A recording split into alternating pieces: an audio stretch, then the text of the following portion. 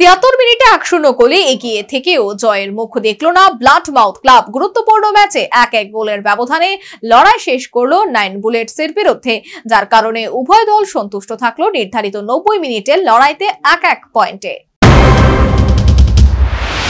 আবারও জেতা ম্যাচ হাতছাড়া করল ব্লাডমাউথ ক্লাব।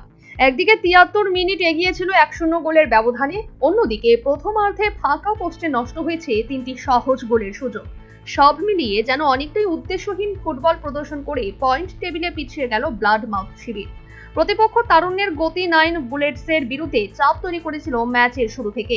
গতি এবং রণকৌশলে বাজিমাত করে ব্লাডমাউথ। ১২ মিনিটে কাউন্টার অ্যাটাক থেকে আফদালের গোলে এগিয়ে যায় দল। ১-০ গোলে পিছিয়ে নাইন বুলেটস সমতা ফেরাতে আপ্রাণ চেষ্টা চালায়, কিন্তু প্রতিবারই ব্লাডমাউথ গোল রক্ষকের কাছে থমকে যায় বুলেটসের রণনীতি। প্রথমার্ধ শেষ হয় ১-০ গোলের ব্যবধানে। বিরতির পর মাঝমাঠ অনেকটাই হলো হাল ছেড়ে দেয় ব্লাডমাউথ। এই সুযোগকে কাজে লাগিয়ে ৭২ মিনিটে হেমাঙ্গ জোয়ালার দুরন্ত হেড ব্লাডমাউথ গোলরক্ষককে পরাস্ত করে জালে জড়িয়ে যায়। সমতা আসে ম্যাচে, কিন্তু গোলের খিদে পরিলক্ষিত হয় উভয় শিবিরে। তবে শেষ ১৮ মিনিটে পরিবর্তন হয়নি স্কোর লাইন। নির্ধারিত ৯০ মিনিটে দুই দলের গোলের সংখ্যা অপরিবর্তিত থাকে শেষ ৮২ পর্যন্ত।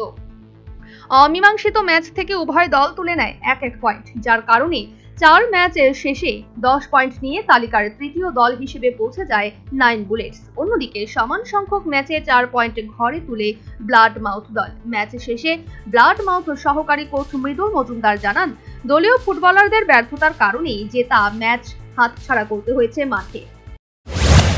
গালতি প্লাস আমরা প্রথম দিকে ৪ গোল তো ওপেন সুযোগ, মানে গোলকিপার নেই। পরপর ৩টা চান্স পরপর মিস করলো মিলন, পিটার, জাবেদ। এই ৩ গোল পাইলে আমরা তো মানে টিম দাঁড়াতেই পারে না। নাইন বুলেটস আজকে আমাদের সঙ্গে দাঁড়াতেই পারে না। আমরা মিডফিল্ডে দাঁড়াই গেল, মিডফিল্ডের জিষ্ণু ব্যথা পাওয়াতে আমাদের একটু অসুবিধা হয়ে গেল। এই আর আমাদের খেলাটা মাঝখানে আমরা ভীষণ খারাপ খেলেছি। ১০-১৫ মিনিট আমরা ভীষণ খারাপ খেলেছি, টিমটা দাঁড়িয়ে গেছে।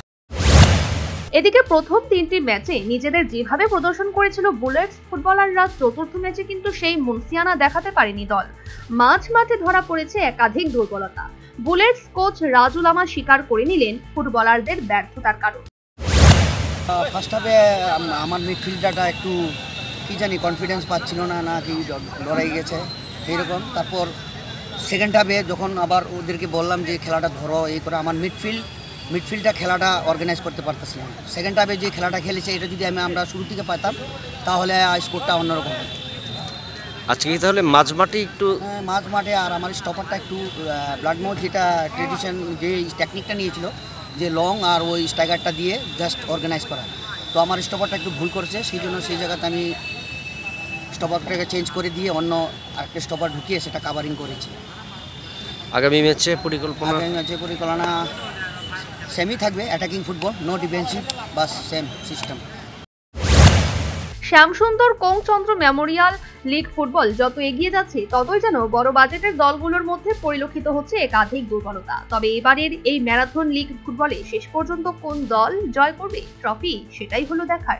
Bureau report, news vanguard.